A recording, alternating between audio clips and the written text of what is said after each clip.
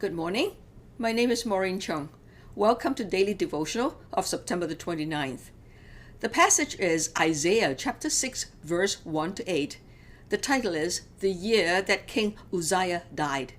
Today I take exception from our series of meditation on Psalms to meditate on Isaiah chapter 6 verse 1 to 8 to pay tribute to Queen Elizabeth II, who just passed away at the age of 96 years on September the 8th, 2022. She reigned over UK and was the head of state as well for the Commonwealth countries for 70 years. She was a true Christian disciple of Christ Jesus. Despite living through World War II, grieving over the sudden death of her father, King George VI, ascending the throne at the youthful age of 25 years, seeing the divorce in marriage of 3 of her 4 children, watching the fire of vast destruction at Windsor Castle, suffering the loss of her dearly beloved husband, Prince Philip, and experiencing the political ups and downs of UK on the world stage, she kept her calm. She was the symbol of stability every Briton looked up to. She was the ray of sunshine and the glimmer of hope that inspired the country with faith in God and love for our neighbors. In her Christmas message of 2015, she stated, "It is true that the world has had to confront moments of darkness this year, but the Gospel of John contains a verse of great hope often read at Christmas carol services. The light shines in the darkness, and the darkness has not overcome it. Despite being displaced and persecuted throughout his short life, Christ's unchanging message was not one of revenge or violence, but simply that we should love one another." From Christianity Today. Such was Queen Elizabeth, a God-revering Christian follower of Christ Jesus. I suspect there will be none like her in the future. A long-reigning monarch who had kept her faith and kept her pledge of service for a lifetime. I immediately recall the passage in Isaiah chapter 6 describing the call of Isaiah in the year that King Uzziah died. Uzziah was a God-fearing king in Judah, a descendant of David. When he died, Isaiah was sad and was concerned about the future of the country.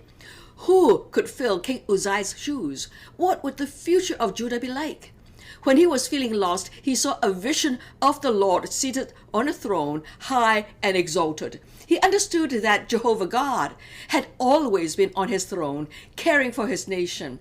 It was God whom Isaiah should look up to and depend on.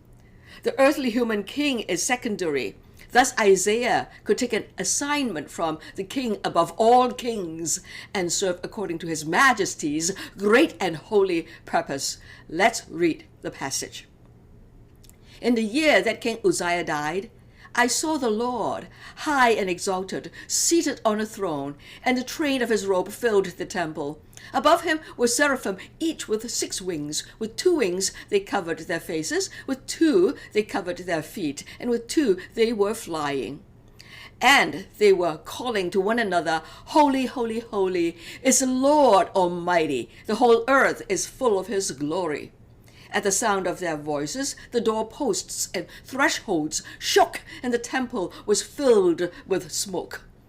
"Woe to me," I cried. "I'm ruined, for I'm a man of unclean lips, and live among a people of unclean lips, and my eyes have seen the King, the Lord Almighty." Then one of the seraphim flew to me with a live coal in his hand, which he had taken with tongs from the altar. With it he touched my mouth and said, "See, this has touched your lips. Your guilt is taken away, and your sin atoned for." Then I heard the voice of the Lord saying, "Whom shall I send, and who will go for us?" And I said, "Here am I. Send me." First, true worship begins with a vision of God's glory.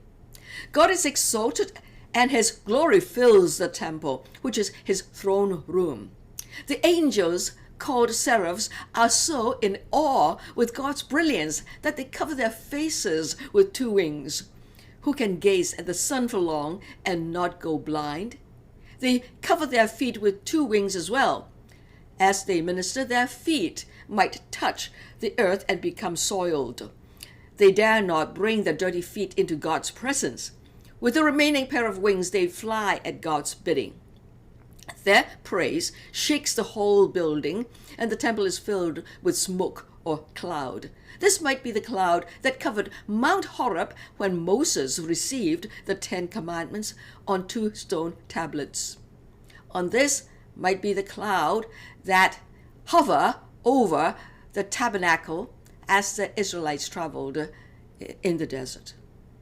We can sense the presence of God, but we cannot see God with our naked eyes.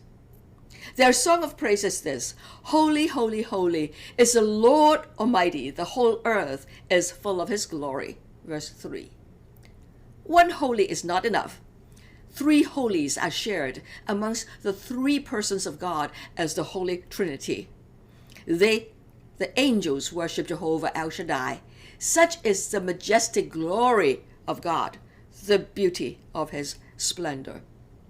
As Isaiah catches the vision of God's glory, he realizes his own moral depravity. Verse 5 depicts his reaction. Woe to me, I am ruined. For I am a man of unclean lips, and I live among people of unclean lips, and my eyes have seen the King, the Lord Almighty. The slippery slope of sinful deeds starts with unclean lips. This is the ailment that afflicts the entire human race. We may not murder by taking a human life, but we may assassinate a character by spreading slanders. We may not steal by removing tangible materials, but we may gossip to break up friends. We may not lie to ruin others, but we may lie to gain an advantage for ourselves. We may be jealous of what others have and thus belittle what they possess. We may be envious of what others have achieved and thus speak derogatively of their success. James chapter 3 verse 5 warns us. Likewise, the tongue is a small part of the body, but it makes great boasts. Consider what a great forest is set on fire by a small spark. No wonder James says earlier, we all stumble in many ways. Anyone who is never at fault in what they say is perfect and able to keep their whole body in check. James chapter 3 verse 2. Discipline over the tongue is essential for a leader. Isaiah is well aware of his sinfulness in his department. Worse, this sinfulness is being exposed to God the King, the Lord Almighty, who has the power to sentence him. But God redeems Isaiah from his woeful and ruinous condition. One of the seraphs flew to Isaiah with a live coal from the altar. With it, he touched Isaiah's mouth, cauterizing, burning, so that it stops bleeding and prevent infection. With this action of cleansing, his guilt is taken away and his sin atoned for. Sinners are unfit for worship and service, but God prepares us to participate in his kingdom building. He loves to share with us his glorious ministry. Then God invites Isaiah to volunteer. The Lord asks, "Whom shall I send, and who will go for us?" And Isaiah replies, "Here am I, send me." Verse 8. Yes, King Uzziah died. There seems to be a void in leadership. Will there be another one like Uzziah? Most probably not. But the nation is not to sit there and sulk. Those who have caught the vision of God's sovereign rule will rise up and serve. The void will be filled by one or by many who have caught the vision and answered the call. What have I learned? A. Presence. Feel God's presence. Have a vision of God's glory. Engage in worship. B. Preparation. Ask God to cleanse us, starting with our unclean lips, which is the most obvious, and proceeding to our unclean heart, that's the most hidden. Do not avoid the pain of his cleansing. C. Participation. Answer God's call and volunteer for service. Whatever void the passing of King Uzziah had left behind, Isaiah is to overcome, is to somehow fill by God's direction. Regardless of outcome, Isaiah is equipped to do his best. Queen Elizabeth II has gone into glory to meet with God in paradise. King Charles III can never be her. But if he and other leaders have a vision of God's glory and are willing to be cleansed for God's use, then they can participate in the service of renewal of the nation. Regardless of outcome, they can only do their best. As for us, God's children, in this topsy-turvy world, we can renew our vision through worship, prepare to serve with a commitment to holiness, and participate as God commands, day by day.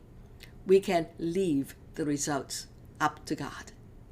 When we are in God's hands, we are in capable hands.